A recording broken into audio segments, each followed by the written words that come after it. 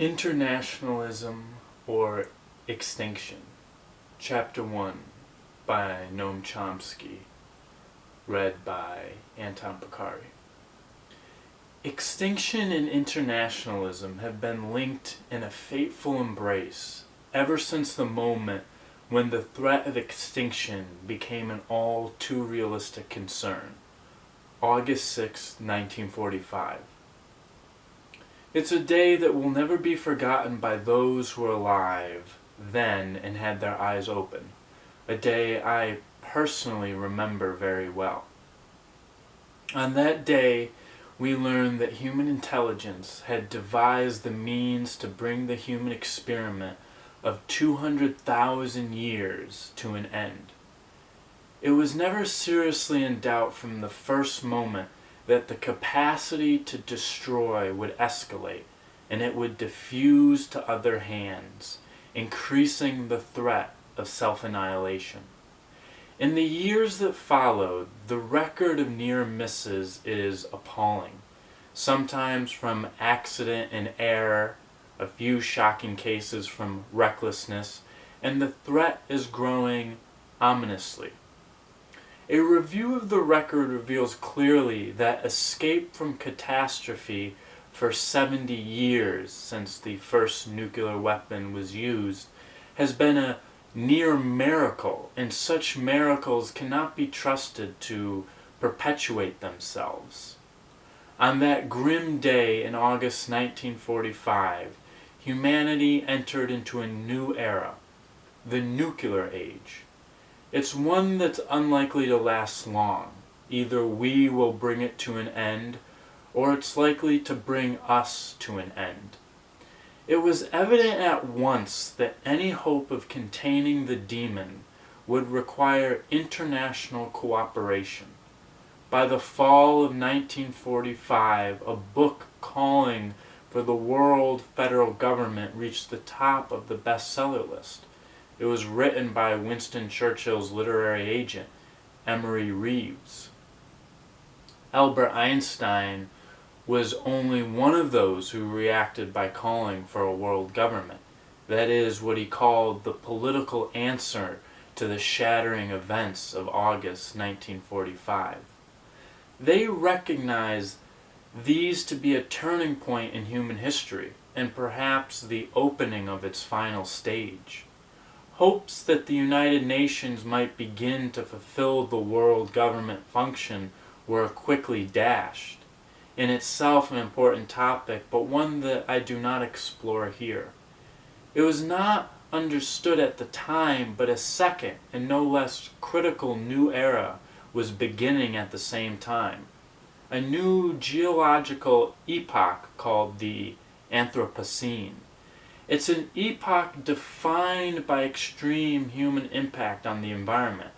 Now it's understood that we are well into this new epoch, but there have been disagreements among scientists about just when change became so extreme as to signal the onset of the Anthropocene. In April 2016, the Anthropocene Working Group, an official geological organization, reached a conclusion on the onset of the epoch. They recommended to the 35th International Geological Congress that the dawn of the Anthropocene should be given the time frame that begins after the end of World War II. According to their analysis then, the Anthropocene and the nuclear age coincide. It's a dual threat to the perpetuation of organized human life. Both threats are severe and imminent. It's widely recognized that we have entered the period of the sixth mass extinction.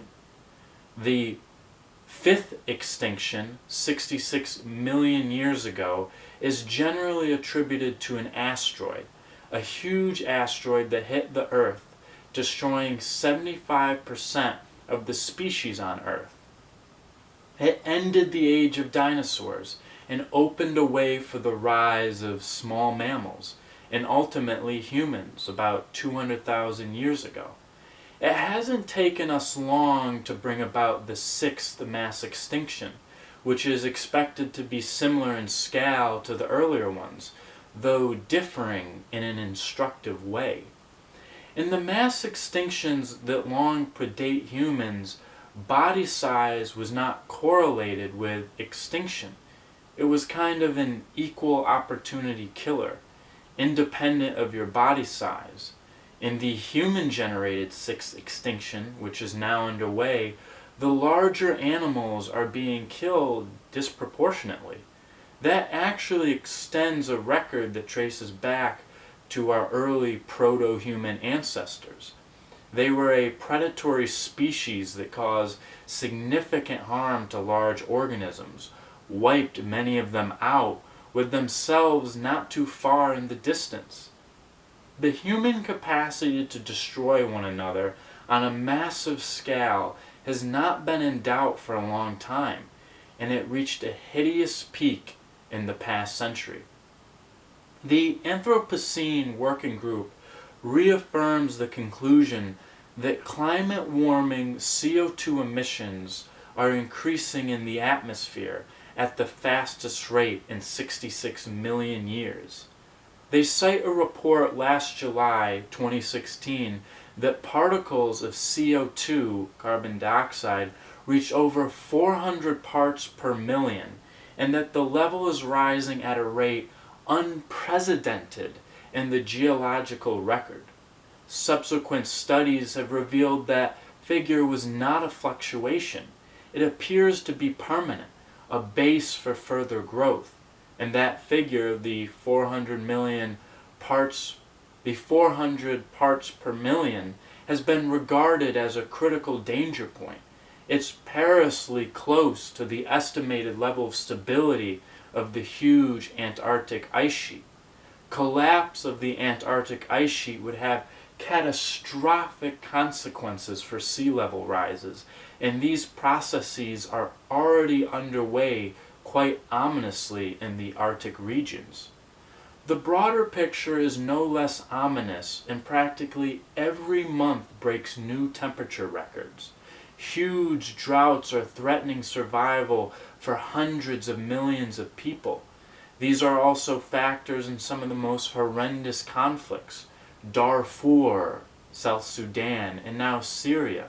Some 31.5 million people are displaced by disasters such as floods and storms every year. That's a predicted effect of global warming. That's almost one person displaced by global warming every second. A few more people have just been displaced. These are considerably more than those fleeing from war and terror. The numbers are bound to increase as glaciers melt and sea levels rise, threatening water supplies for vast numbers of people. The melting of Himalayan glaciers may eliminate the water supply for South Asia, several billion people.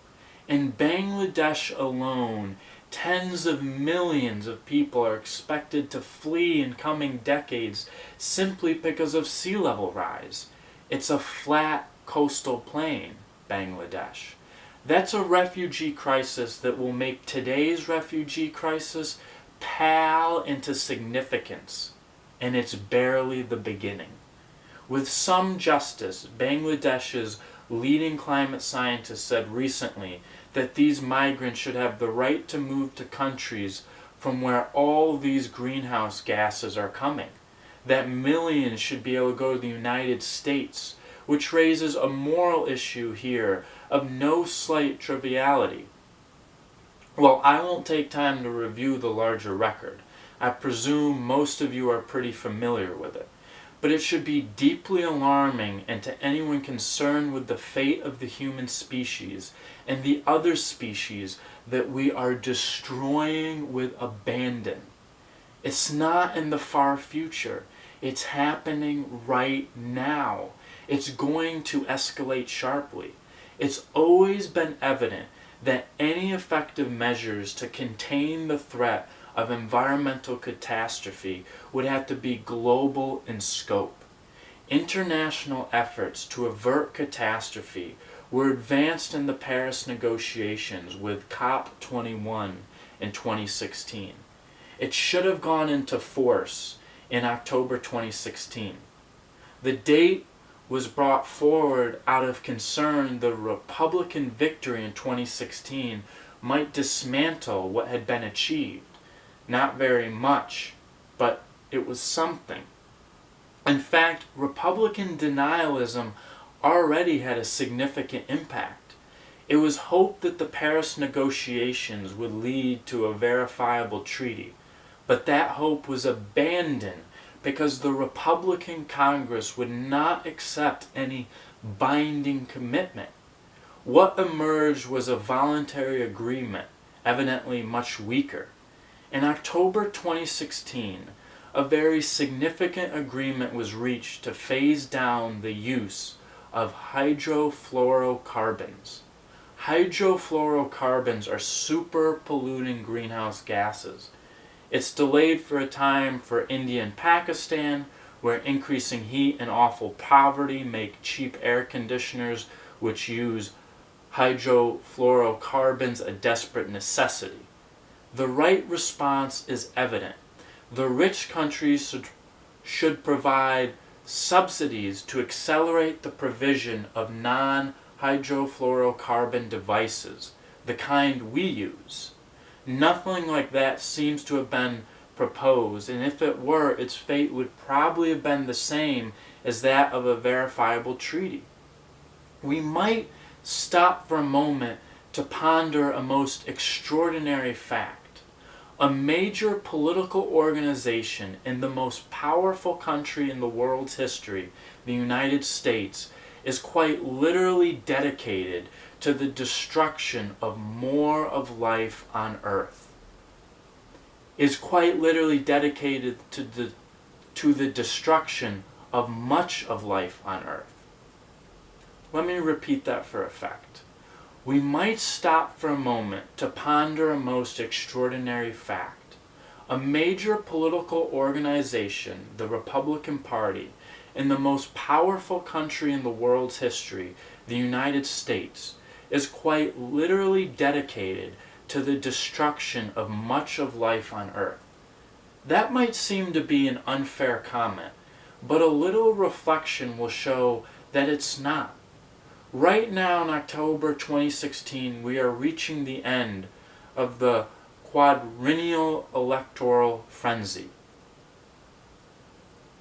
In the Republican primaries, every single candidate denied the facts about climate change.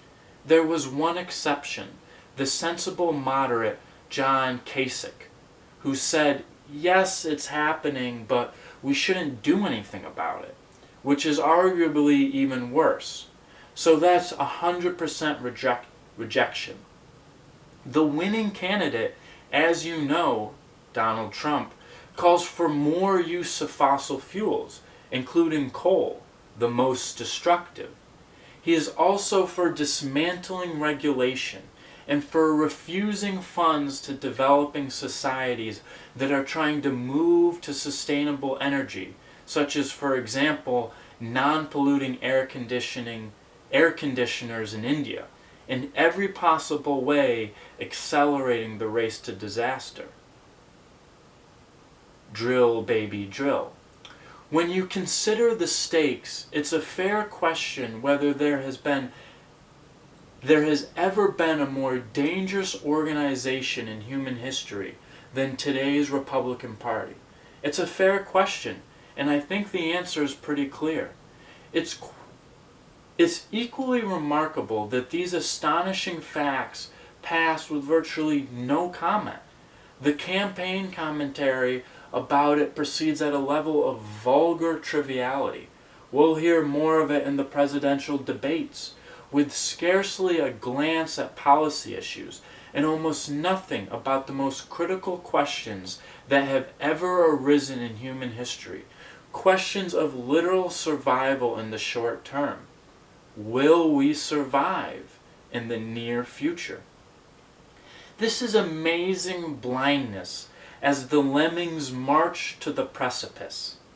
In the past years, there's been extensive euphoric coverage of the prospects for energy independence. 100 years of energy independence, with occasional comments on the local impact of fracking, but scarcely a word pointing out that the euphoria amounts to an enthusiastic call for the sixth mass extinction to swallow us up as well. Similarly, the growing threat of nuclear disaster, which is real and severe, barely elicits a comment. The two most important issues in all of human history on which the fate of the species depends are virtually missing from the extensive commentary on the choice of leader for the most powerful country in world history and from the electoral extravaganza itself. It's not easy to find words to capture the enormity of this extraordinary blindness, and perhaps words like these. My imagination will not set bounds to the daring depravity of the times, as the stock jobbers will become the Praetorian band of the government, at once its tools and its tyrant, bribed by its largesses and overawing it by its clamors and combinations. Well, as you can tell from the quote style, that's not from today. It's James Madison in 1791, wondering about the fate of the new democratic experiment. Not a bad description of the state it has reached 225 years later. From the dawn of the nuclear age, there have been halting steps towards an international response that could contain the threat of nuclear war, or better, maybe terminate the threat by eliminating these monstrous devices.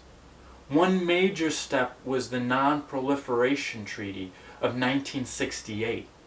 In that treaty, the 5 nuclear states committed themselves to what were called good faith efforts to eliminate nuclear weapons.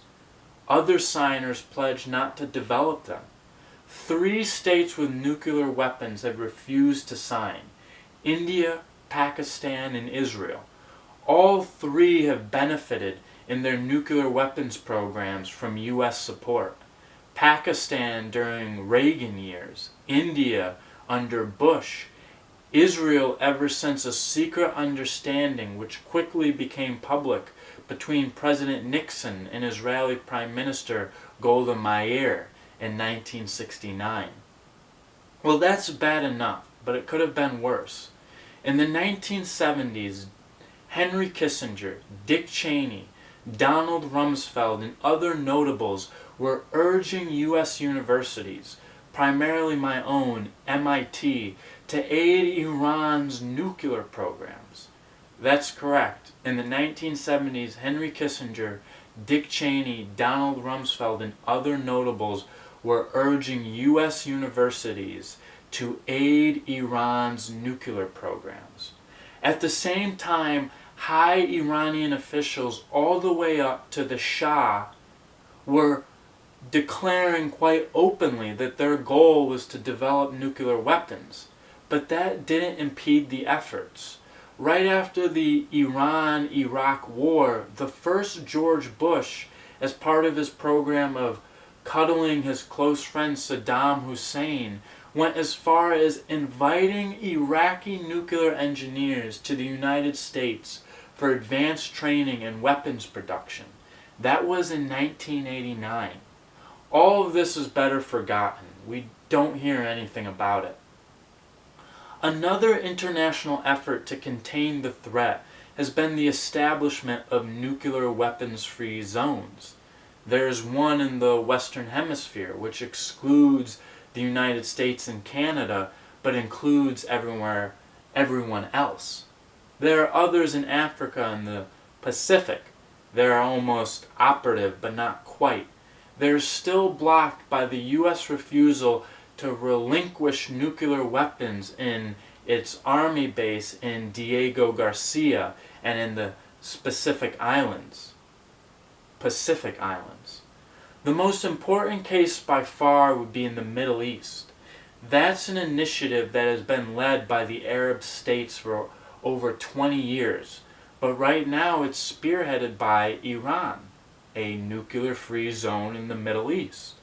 That would be the obvious way to eliminate any threat anyone believes might come from an Iranian nuclear weapons program. Strikingly, Iran is leading the efforts to institute a verifiable nuclear weapons-free zone. The United States and Britain have a unique commitment to this initiative. When they were attempting to concoct some sort of pretext for evading Iraq in 2003, they appealed to a 1991 Security Council resolution which banned nuclear weapons in the Middle East. Ignored was the fact that the resolution explicitly commits the United States and Britain to work for a nuclear weapons-free zone in the Middle East. The efforts to carry this proposal forward have been regularly blocked by Washington, most recently by Barack Obama in 2015, transparently to prevent Israel's nuclear arsenal from coming under inspection. Apart from its significance in itself, the failure to move forward on a nuclear weapons-free zone in the Middle East imperils the Non-Proliferation Treaty, the most important of all arms control treaties. It has been indefinitely extended, but that indefinite extension is conditioned on pledges to establish a weapon-free, a zone of... It has been indefinitely extended, but that indefinite extension is conditioned on pledges to establish a zone free of weapons of mass destruction in the Middle East. Protecting Israel's nuclear arsenal from inspection is evidently a high enough priority so it justifies a threat to the major arms control treaty and a threat to the world. Other facts, unfortunately, are not being discussed. The goal of abolishing nuclear weapons is not a utopian dream. It has, in fact, been forcefully advocated by quite mainstream establishment figures, among them Ronald Reagan's Secretary of State, George Shultz, former Secretary Sam Nunn, who was the Senate's leading specialist on nuclear weapons for many years, Henry Kissinger and William Perry, one of the most respected analysts along with having been a Secretary of Defense with long experience at what William Perry calls the nuclear brink. These four were the four signers of an op-ed in the Wall Street Journal which called for elimination, total elimination of the scourge of nuclear weapons. Another highly respected nuclear security expert, Bruce Blair, has formed a new organization called Global Zero, which calls for an international treaty banning nuclear weapons.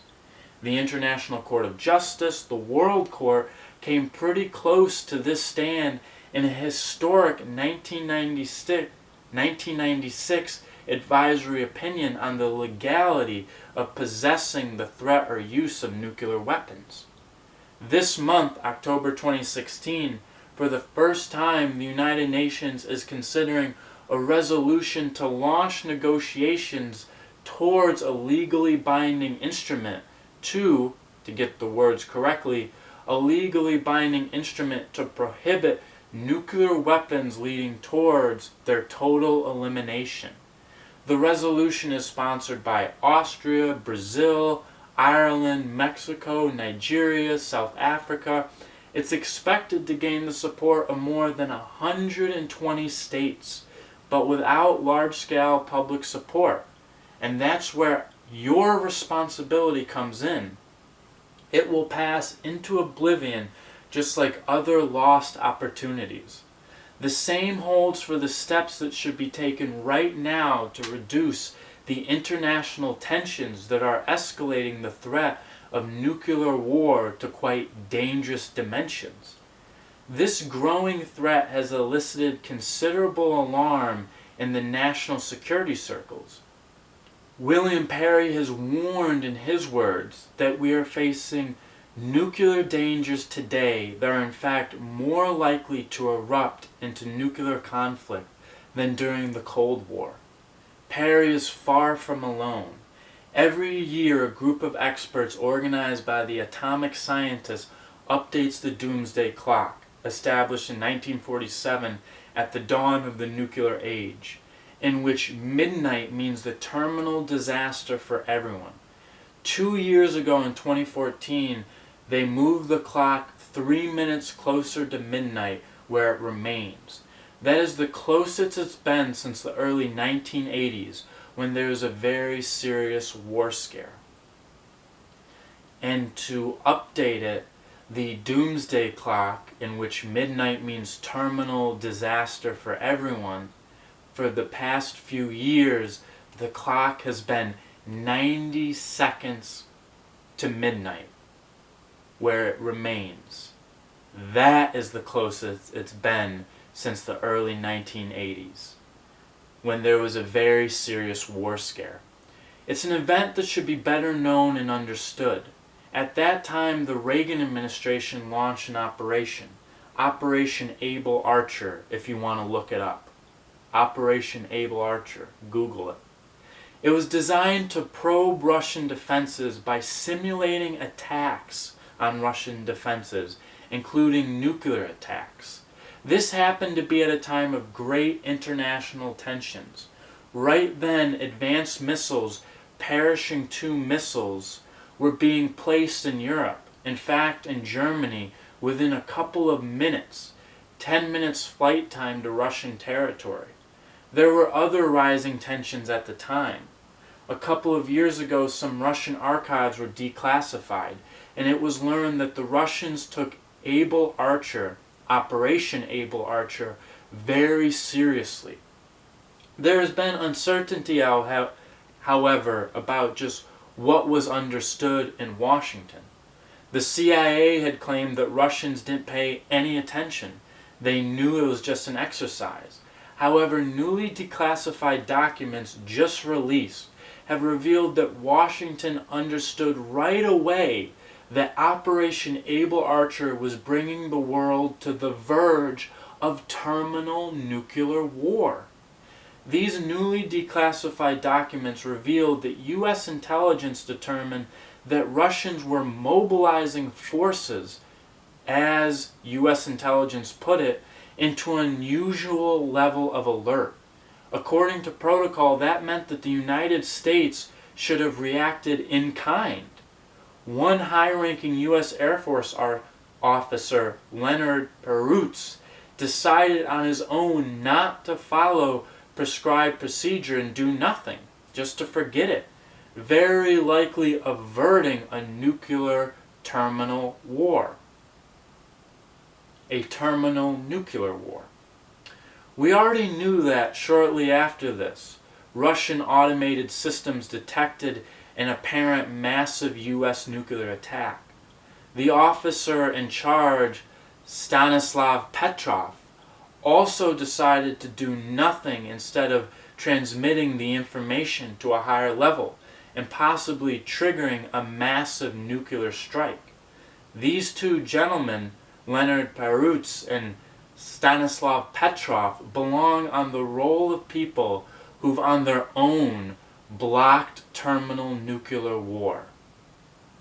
They join Vasily Arkhipov, the Russian submarine commander, who in 1962, in a dangerous moment of the Cuban Missile Crisis, decided again on his own to countermand an order from Russian submarines which were under attack. He decided to countermand an order to send off nuclear-tipped torpedoes, which again very likely would have escalated into terminal war. We were one word away from terminal nuclear war. It's on such decisions that the fate of civilization has relied all too frequently in the nuclear age, and it cannot go on. Today, the doomsday clock has been moved to 3 minutes to midnight, just as during the times of Operation Able Archer. And to update that figure, today the doomsday clock has been moved to 90 seconds to midnight. The reasons given by the group of experts were the growing threat of nuclear war and also the failure by government to deal in a serious way with the impending environmental crisis, the two major threats to survival, nuclear war and global warming, that initiated the new era immediately after World War II.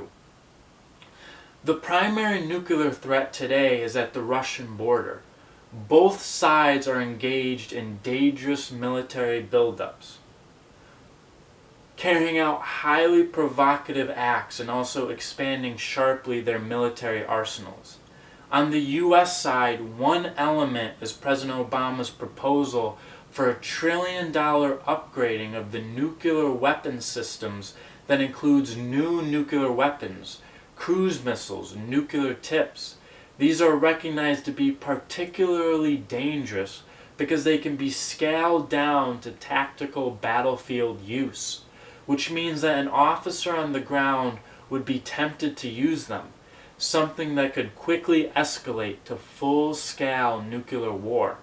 Hillary Clinton, in a secret conversation that was leaked, raised questions about whether this should be continued. There again, popular pressure can make a big difference. Also highly provocative is an $800 billion missile defense system that Washington has recently installed in Romania, allegedly in defense against non-existing Iranian missiles.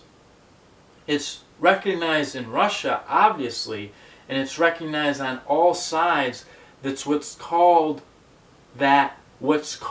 missile defense is basically a first strike weapon. It might conceivably impede a retaliatory strike. The Romanian installation is highly threatening to Russia because it's not missile defense. It's a first strike weapon aimed at Russia. We'd of course never tolerate anything similar anywhere near our borders. Could you imagine a $800 billion missile defense system that China installed in Guadalajara, Mexico? Absolutely not. We would never tolerate anything similar anywhere near our borders. The threat of war on the Russian border is in large part, an outgrowth of NATO expansion since the collapse of the Soviet Union 25 years ago. That expansion ought to elicit more thought and discussion than it does.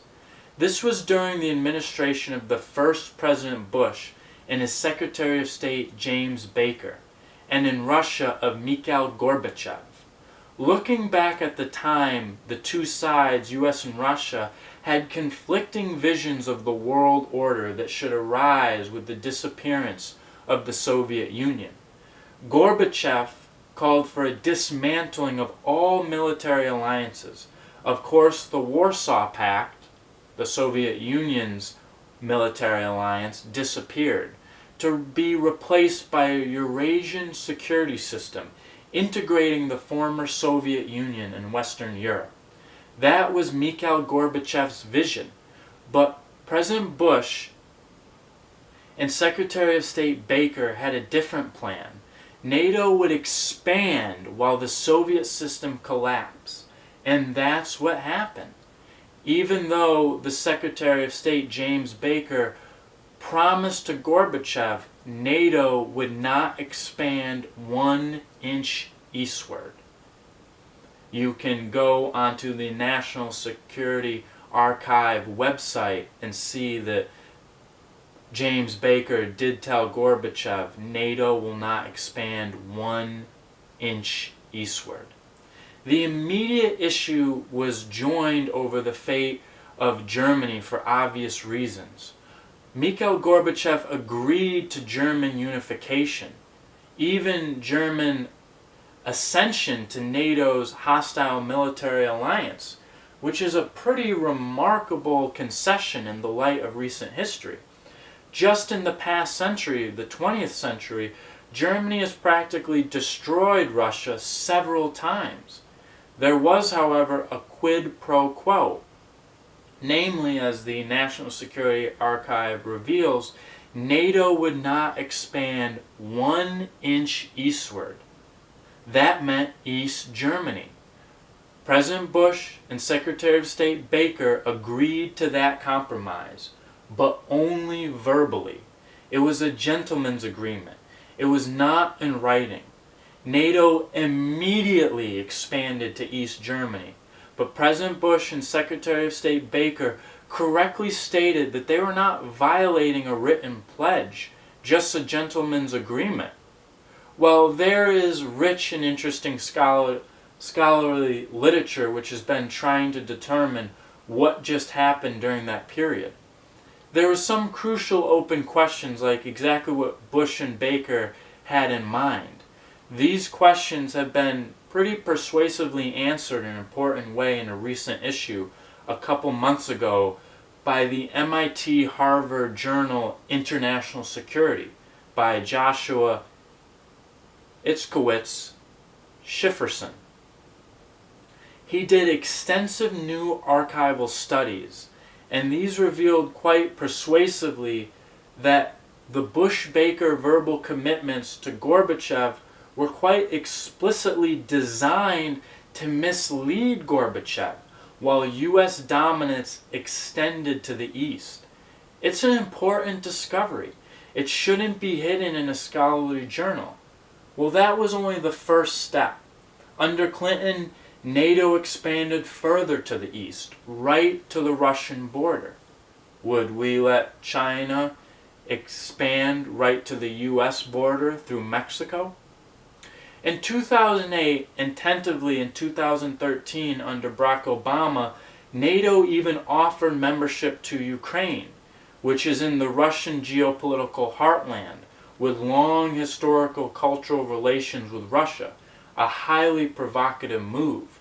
George Kennan and other senior statesmen had warned earlier on, right at the beginning, that NATO enlargement was, as George Kennan put it, a tragic mistake, a policy error of historic proportions, and we are now seeing the results. Let's remember this was said in October 2016. It's contributing to rising tensions on the Russian border. That's the traditional invasion route through which Russia was virtually destroyed twice in the past century by Germany alone. The risk of terminal war is not slight. Reflecting on this matter, a European historian, Richard Sakwa, writes that NATO's mission today is to manage the risks created by NATO's own existence, which is in fact correct. Meanwhile, NATO's official mission has been extended well beyond the official mission to control the global energy system, the pipelines, the sea lanes, and unofficially to serve as an intervention force under U.S. command, as we've seen in Yugoslavia, Afghanistan, and Libya. All NATO invasions under U.S. command.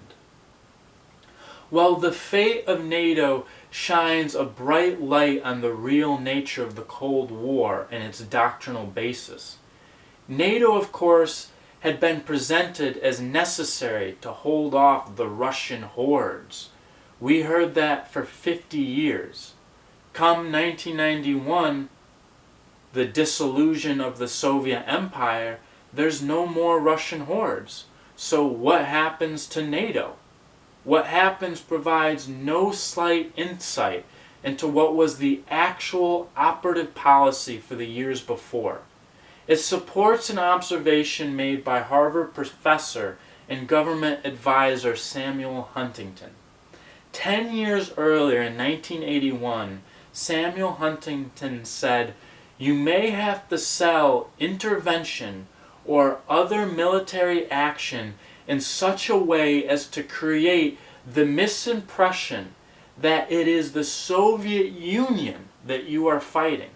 That is what the United States has done ever since the Truman Doctrine, created the misimpression that it is the Soviet Union that we are fighting and selling it to the American people. As the clouds lifted in 1991 with the collapse of the Soviet Union, further evidence surfaced that bolsters this conclusion. But again, it's kind of hidden from the public, though in fact it is in the public domain. The Bush administration, the first Bush administration, then in office, of course, immediately developed the new national security strategy and its defense budget, and it was an interesting read. They said that the huge military system must remain in place, and not to protect ourselves against the Russians, but because of what they called the technological sophistication of third world powers.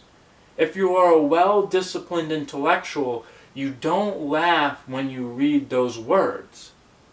That we need a huge military system to remain in place, not to protect ourselves against the Russians, but because of the technological sophistication of third world powers. They also insisted that it would be necessary to retain what is called the defense industrial base. That means the government-supported system of intervention in the economy through places like MIT and others which create the high-tech economy of the future. That means public subsidies, government money, taxpayer money, funds the high-tech economy. Quite interestingly, they referred also to the Middle East, where they said we must maintain intervention forces aimed at the Middle East. Then came this interesting phase. In the Middle East, the major problems that we faced could not have been laid at the Kremlin's door, contrary to many decades of lying. All of that passed as usual without comment.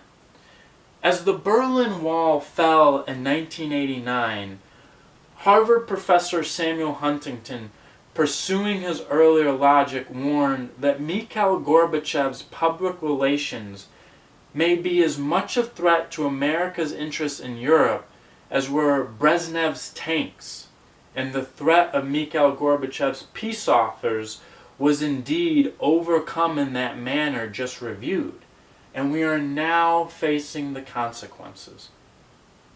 Well, humans are now facing the most critical questions that have ever arisen in their history. Questions that cannot be avoided or deferred if there is to be any hope of preserving, let alone enhancing, organized human life on Earth. We surely cannot expect systems of organized power, state or private systems, to take appropriate actions to address these crises, not unless they are compelled to do so by constant, dedicated, popular mobilization and activism. A major task, as always, is education. I've given a couple of examples before, important ones I think, and there are plenty of others. These are efforts to develop public awareness and concern about the nature and the enormity of the problems we face and what their roots are, including in our own decisions. There is a companion task, the usual one, to confront the issues themselves. That can take many forms. It can draw from, contribute to, the success of critical educational initiatives. Our own country is of course the most important case, for one reason, because of its unique power and influence, and also for the simple reason that it's our own. It's here that we can be most influential. Popular activism can be highly influential. We've seen that over and over. Activist engagement for 40 years has placed environmental concerns on the agendas of policymakers. Not yet sufficiently, but nevertheless in crucial and significant ways. The huge popular mobilization opposing nuclear weapons development in the early 1980s was a major factor in terminating the huge threats that arose at the time, actually paving the way for significant, again if only partial steps towards reducing the enormous dangers that they pose. And there are many other illustrations of what can be achieved by dedicated efforts to educate, to organize, and to act. Such achievements are also based on the public's understanding of what has already been achieved and what actions can contribute to deepening and extending it. Also, there are many illustrations of how the impact of popular movements can be magnified if they find ways to unify, to integrate their commitments. We share common goals of peace and justice, but there are challenges. These are, to be sure, difficult to overcome. There are powerful pressures that drive today's crucial issues to the margins of concern and discussion. There are cultural and social political problems of considerable significance. It's important to bear in mind that although the United States has been the richest country in the world for a long time, way back into the 19th century, it has always been a kind of cultural backwater. That was true up until World War II. Of course, that changed dramatically in the post-war world, but much of the populations remain where it was. Culturally traditional and pre-modern in many respects. For example, for 40% of the U.S. population, these crucial issues of species survival are of little moment because Christ is returning to earth within a couple of decades, and then all will be settled. That's 40% of the U.S. population. 2/3 of Americans believe that global warming is happening. Far fewer think that it's caused by human activities. Only 40% are aware, in the words of the polls, that most scientists think that global warming is happening. And probably many fewer are aware that it's not most scientists, but an overwhelming consensus. 97% of scientists. Unfortunately, if you look at the polls over the past 10 or 15 years prior to 2016, awareness is not improving. On the rising threat of nuclear war, the reasons for it, and the consequences of resorting to nuclear weapons, the available information about public opinion is not at all encouraging. Meanwhile, for the victims of the neoliberal assault on the population of the past generation, short-term problems of just getting by displace fundamental questions about the fate of their children and grandchildren. The tasks ahead are daunting, and they cannot be deferred.